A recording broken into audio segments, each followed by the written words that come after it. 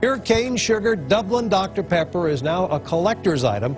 After 121 years, the last bottles rolled off the assembly line on Wednesday. The final chapter in a legal battle won by the Plano-based Dr. Pepper Snapple Group. More than 70,000 people visit Dublin every year to see the legendary bottling plant. It's one of a few in the country that still use cane sugar to make Dr. Pepper. It's a sad day for the folks who have worked at the Dublin plant for decades. I'm Coco. And I'm Caroline. And we're here with the Santa Barbara Middle School Teen Press, here with Jake WILGANOWSKI. It's nice to meet you. Nice to meet you too. Nice to meet you. So the Dr. Pepper battle sounds a lot like David and Goliath battling. Is anybody winning or are both?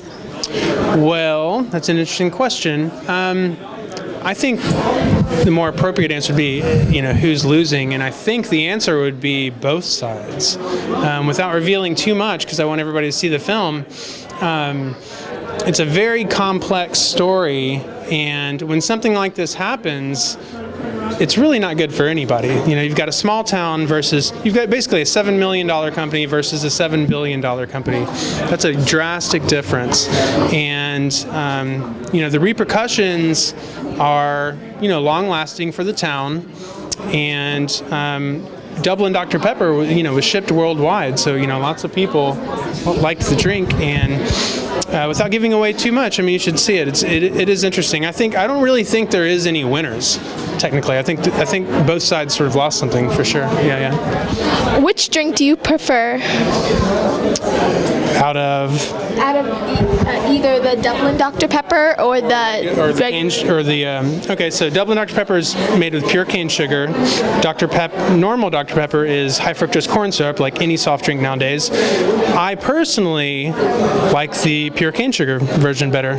I'm not a big guy who's I'm not, I'm not a health nut or anything like that, but, if you really look into high fructose corn syrup, it's a little weird. And, but just flavor-wise, I think absolutely, if you do a blind taste test for anybody, I think every single person would pick the pure cane sugar version. And it's not a night and day difference, but there's absolutely a difference, and it tastes better, Which drink can call itself Dr. Pepper in your eyes?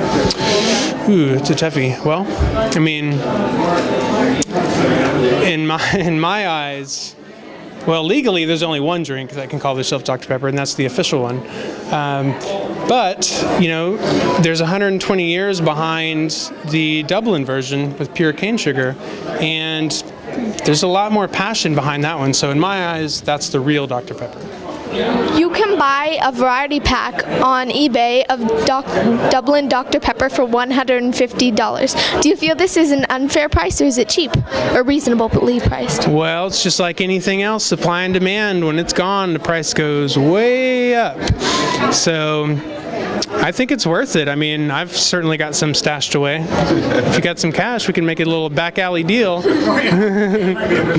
But, the other interesting thing is that Dr. Pepper Corporate came out with a cane sugar version of this sort of retro Dr. Pepper in a new bottle after this whole thing happened. And that's sort of, that's a little kick in the face a little bit, but it's interesting, But, yeah. Pete Seeger said his guitar could outdo a sword. What do you hope your film does?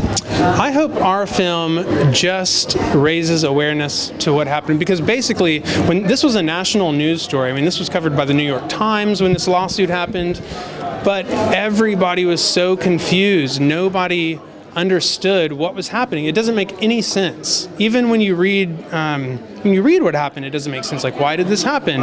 What are the differences? I don't get it. Why would they do this? I thought this was part of this or that. So I hope this film sort of clears all that up and lets the real story come through as to actually what happened, why it happened, and what the repercussions are. Well, thank you so absolutely. much. Thank you guys. We have done probably more than anyone else to promote brand Dr. Pepper. But believe it or not, I met my wife at the plant. I started working here when I was 12 in the summertime. My grandfather, he was the most loyal brand supporter of brand Dr. Pepper of any bottler. He was buried with a Dr. Pepper in his hand.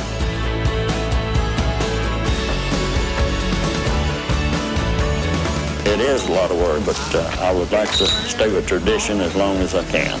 Number one, he'd say, don't give up, first and foremost. That's the part that drives me every day. They're a $7 billion company. I don't think that they've seen the beasts that are the aficionados of Dublin Dr. Pepper.